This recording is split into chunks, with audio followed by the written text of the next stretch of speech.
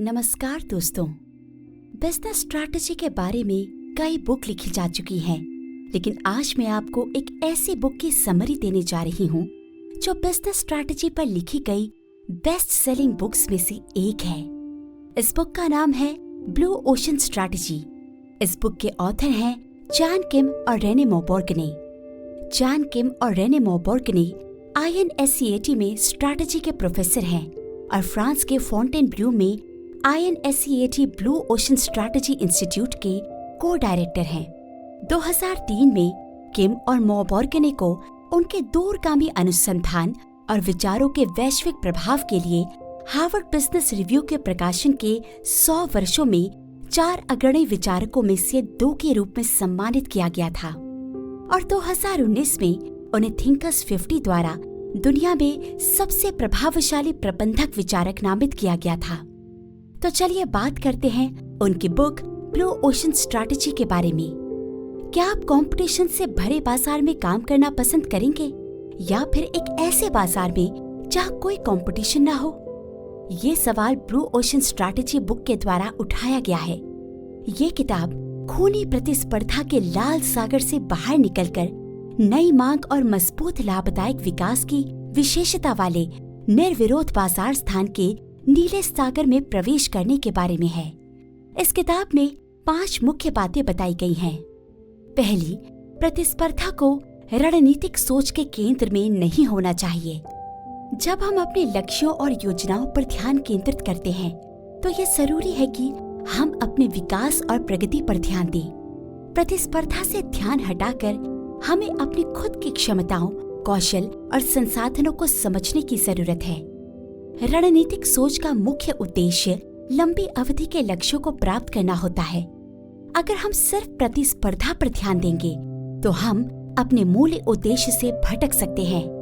इससे हमारा ध्यान भटक सकता है और हम अपनी खुद की योजनाओं को प्रभावी ढंग से लागू नहीं कर पाएंगे। प्रतिस्पर्धा पर अत्यधिक ध्यान देने से तनाव और दबाव भी बढ़ सकता है, जिससे हमारी कार्य क्षमता प्रभावित होती है। इसके बजाय हमें अपनी खुद की ताकतों और कमजोरियों का विश्लेषण करना चाहिए और उनके आधार पर अपनी रणनीतियां बनानी चाहिए। समग्र विकास के लिए हमें सहयोग और नवाचार पर जोर देना चाहिए। इससे हम अधिक रचनात्मक और प्रभावी समाधान ढूंढ सकते हैं। यदि हम प्रतिस्पर्धा को केंद्र में रखेंगे, तो हम खुद को सीमित कर सकते हैं। इसलिए हमें संतुलित दृष्टिकोण अपनाना चाहिए और अपनी खुद के प्रगति पर ध्यान केंद्रित करना चाहिए। दूसरा, उद्योग की संरचना दी हुई नहीं होती, इसे आकार दिया जा सकता है। उद्योग की संरचना दी हुई नहीं होती, इसे आकार दिया जा सकता है का मतलब है कि किसी भी उद्योग का ढांचा पहले से तय नहीं होता। इसे बदलने और सुधारने की संभावनाएं हमेशा रहती हैं। उद्योग की संरचना को कई तत्व प्रभावित कर सकते हैं, जैसे कि सरकारी नीतियां, प्रौद्योगिकी का विकास, बाजार की मांग और प्रतिस्पर्धा। उदाहरण के लिए, अगर कोई नई स्टार्टअप कंपनी बाजार में आती है और वो इनोवेटिव तकनीक का उपयोग करती है, तो वो उद्योग की वर्तमान संरचना को बदल सकती है। इसी तरह, यदि सरकार नई नीतियां बनाती है जो छोटे व्यवसायों को समर्थन देती हैं, तो इससे उद्योग की संरचना में बदलाव आ सकता है। इसके अतिरिक्त उद्योग के भीतर प्रतिस्पर्धा भी एक महत्वपूर्ण भूमिका निभाती है। प्रतिस्पर्धी कंपनियां अक्सर नए तरीके और रणनीतियां अपनाती हैं, जिससे उद्योग की संरचना में परिवर्तन होता है। इस प्रकार उद्योग की संरचना एक स्थिर इकाई नहीं है। इसे बदलने और सुधारने के कई रास्ते होते हैं। ये कंपनियों, सरकार और बाजार के अन्य हिस्सेदारों के सामूहिक प्रयासों पर निर्भर करता है कि वे किस प्रकार के उद्योग की संरचना को आकार देते हैं। तीसरा, रणनीतिक रचनात्मकता को व्यवस्थित रूप से अनलॉक किया जा सकता है। रणनीतिक रचनात्मकता को व्यवस्थित रूप से अनलॉक किया जा सकता है। रचनात्मकता एक महत्वपूर्ण गुण है जो किसी भी क्षेत्र में सफलता प्राप्त करने में मदद करती है। ये मान्यता है कि रचनात्मकता केवल कुछ ही लोगों के पास होती है, लेकिन सच्चाई ये है कि इसे सही दृष्टिकोण और तकनीकों का पालन करके हर कोई विकसित कर सकता है। रणनीतिक रचनात्मकता को अनलॉक करने का पहला कदम है अपने मन को खुला रखना। नए विचारों को स्वीकार करें और पारंपरिक सोच से बाहर निकलने का प्रयास करें। इसके बाद समस्याओं को अलग अलग दृष्टिकोण से देखने की कोशिश करें। ये दृष्टिकोण आपको समस्याओं के नए समाधान खोजने में मदद करेगा। इसके अलावा योजनाबद्ध तरीके से कार्य करना भी महत्वपूर्ण है। अपनी रचनात्मक प्रक्रियाओं को व्यवस्थित करें, लक्ष्यों को स्पष्ट करें और चरणबद्ध रूप से आगे बढ़ें। टीम वर्क भी रचनात्मकता को बढ़ावा देने में मदद करता है।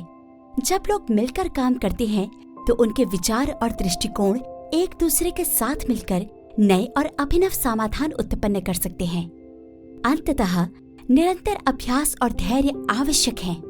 रचनात्मकता को एक कौशल की तरह माने जिसे समय और प्रयास के साथ विकसित किया जा सकता है। इस प्रकार रणनीतिक रचनात्मकता को व्यवस्थित रूप से अनलॉक करना संभव है। चौथा, रणनीति में कार्यान्वयन को शामिल किया जा सकता है। रणनीति और कार्यान्वयन एक सिक्के के दो पहलू हैं। बिना कार्यान्वयन के सबसे अच्छी रणनीतियां भी केवल कागज पर ही रह जाती हैं। रणनीति बनाते समय ये सुनिश्चित करना महत्वपूर्ण है कि कार्यान्वयन के कदम भी स्पष्ट रूप से परिभाषित हों। इससे योजना और उसका क्रियान्वयन एक साथ चलते हैं, जिससे परिणाम प्राप्त करने में आसानी होती है। उदाहरण के लिए महाभारत में श्री कृष्ण ने पांडवों को न केवल युद्ध की रणनीति बताई, बल्कि उसे कार्यान्वित करने के तरीके भी बताए। उन्होंने हर चरण में पांडवों का मार्गदर्शन किया, जिससे उनकी जीत सुनिश्चित हुई। एक और उदाहरण रामायण का है। भगवान राम ने लंका पर आक्रमण की योजना बनाई, लेकिन उन्होंने वानर सेना के प्रत्येक सदस्य को उनकी भूमिका स्पष्ट रूप से बताई। इस प्रकार उनकी रणनीति को प्रभावी ढंग से कार्यान्वित किया गया और रावण का पराजय हुआ। अतः एक सफल रणनीति के लिए कार्यान्वयन की प्रक्रिया को उसकी योजना में ही शामिल करना आवश्यक है। इससे न केवल लक्ष्य प्राप्ति होती है, बल्कि संसाधनों का सही उपयोग होता है। इस प्रकार रणनीति में कार्यान्वयन को शामिल करने से सफलता की संभावनाएं बढ़ जाती हैं। पांचवा, किसी रणनीति को बनाने के लिए एक चरण दर चरण मॉडल का उपयोग किया जा सकता है। सबसे पहले हमें लक्ष्य को स्पष्ट रूप से परिभाषित करना चाहिए। उदाहरण के लिए, अगर हम एक व्यापार बढ़ाने का लक्ष्य रखते हैं, तो ये लक्ष्य स्पष्ट और मापनीय योग्य होना चाहिए। दूसरे चरण में हमें वर्तमान स्थिति का विश्लेषण करना चाहिए। इसका मतलब है कि हमें अपने संसाधनों, प्रतिस्पर्धियों और बाजार की स्थितियों को समझना होगा। तीसरे चरण में हमें विभिन्न विकल्पों की पहचान करनी चाहिए जो हमें हमारे लक्ष्य की ओर ले जा सकते हैं। चौथे चरण में हमें सबसे अच्छे विकल्प का चयन करना चाहिए। इसके लिए हमें विभिन्न विकल्पों के लाभ और हानि का विश्लेषण करना चाहिए। पांचवें चरण में हमें एक विस्तृत योजना बनानी चाहिए, जिसमें ये निर्धारित हो कि कौन से कार्य कब और कैसे किए जाएंगे। अंतिम चरण में हमें इस योजना को लागू करना चाहिए और उसकी निगरानी करनी चाहिए। समय समय पर योजना की समीक्षा करनी चाहिए और आवश्यकता अनुसार उसमें सुधार करना चाहिए। इस प्रकार एक व्यवस्थित और संरचित प्रक्रिया का पालन करके हम एक प्रभावी रणनीति बना सकते हैं जो हमें हमारे लक्ष्य तक पहुंचाने में मदद करेगी। ब्लू ओशन स्ट्रैटेजी मांग बढ़ाने और प्रतिस्पर्धा से दूर होने के बारे में है। प्रतिस्पर्धा को हराने का एकमात्र तरीका ये है कि प्रतिस्पर्धा को हराने की कोशिश ही बंद कर दें। सफल ब्लू ओशन कंपनियां एक अलग रणनीतिक तर्क का पालन करती हैं, जिसे लेखक वैल्यू इनोवेशन कहते हैं। किताब मूल्य परिवर्तन वैल्यू इनोवेशन पर जोर देती है। इसका मतलब है कि ऐसी चीजें बनाना या सेवाएं देना जो पहले से मौजूद ना हो। इसके लिए आपको ये 3 कदम उठाने होंगे। पहला, अपने उद्योग की जांच करें। देखें कि ग्राहक किन चीजों के लिए ज्यादा पैसे खर्च करते हैं और किन को कम महत्व देते हैं। दूसरा, बाहरी दुनिया को देखें। अपने उद्योग के बाहर भी देखें कि कौन सी चीजें लोकप्रिय हो रही हैं। इन विचारों को अपने उद्योग में लाया जा सकता है। तीसरा, मूल्य वृद्धि वैल्यू इनोवेशन करें। ऐसे उत्पाद या सेवाएं बनाएं जो ग्राहकों के लिए नई और मूल्यवान हो, साथ ही कंपनी के लिए लागत कम करने का रास्ता भी निकाले। ब्लू ओशन स्ट्रैटेजी आपको भीड़ भाड़ वाले बाजार से दूर ले जाकर एक अलग ही रास्ते पर चलने की प्रेरणा देती है। ये किताब आपको नया बाजार बनाने और सफलता पाने में मदद करती है। उम्मीद है आपको ये समरी लाभदायक लगी होगी। यदि आप चाहें तो आप इस बुक को खरीद कर पढ़ भी सकते हैं। ऐसे ही और बुक्स के बारे में जानने के लिए हमारे चैनल पर बने रहें। हम आपके लिए और भी ऐसी समरी लाते रहेंगे।